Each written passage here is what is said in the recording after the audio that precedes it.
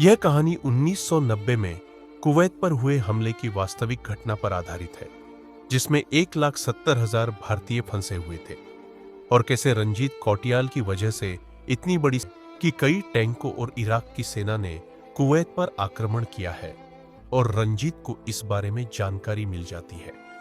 वास्तव में रंजीत के दोस्त ने फोन करके उसे ये समाचार सुनाया कि उसका परिवार घर पर अकेला है।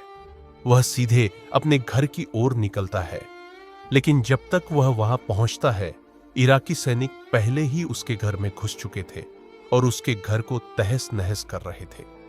जब रंजीत घर पहुंचा तो वहां कोई भी नहीं था और निराश होकर वह रोने आर्मी चीफ को 5 लाख अमेरिकी डॉलर देने होंगे, जो उस समय बहुत बड़ी रकम थी। दरअसल यह आर्मी चीफ रिश्वतखोर था और रंजीत से रिश्वत मांग रहा था। और अब रंजीत यहां से फिर अपने पीने और रहने का व्यवस्था कर देते हैं। अगले दिन रंजीत उस आर्मी चीफ के पास जाता है और बताता है कि उसने भारतीयों को एक शिविर में इकट्ठा किया है ताकि भारतीय सरकार उन्हें सुरक्षित तरीके से निकाल सके। आर्मी चीफ भी उससे वादा करता है कि वह रंजीत के शिविर के लोगों को न तो पकड़ेगा और न मार सकेगा। इसके लिए रंजीत को उस आर्मी चीफ को मुंह मांगी कीमत चुकानी पड़ती है और वह आर्मी चीफ भारतीयों को उन शिविरों में रखने के लिए सहमत हो जाता है। अब रंजीत भारतीय दूतावास को बगदाद में स्थानांतरित कर दिया गया था।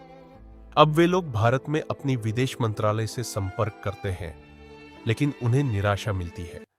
जब ये लोग अपने शिविरों में लौटते हैं, भारतीय अधिकारी रंजीत को निराशाजनक समाचार बताते हैं और बताते हैं कि वे यहाँ उचित प्रतिक्रिया नहीं प्राप्त कर रहे हैं, इसलिए वह किसी तरह कुवैत की सीमा तक पहुंचने और पड़ोसी देशों में जाने की कोशिश करे, जहां से भारत सरकार उन्हें बाहर निकाल सके।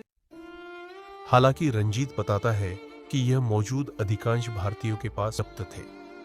युद्ध के माहौल में उन एजेंटों को खोजना असंभव था।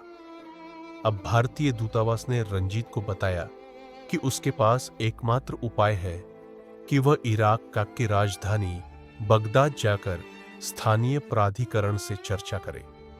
रात को जब रंजीत अपने कैंप में लौटता है तो उसे पता चलता है कि उसके व्यवसायी मित्रों ने किसी तरह यहां खाने पीने की व्यवस्था कर ली है, लेकिन यह केवल कुछ दिनों के लिए है।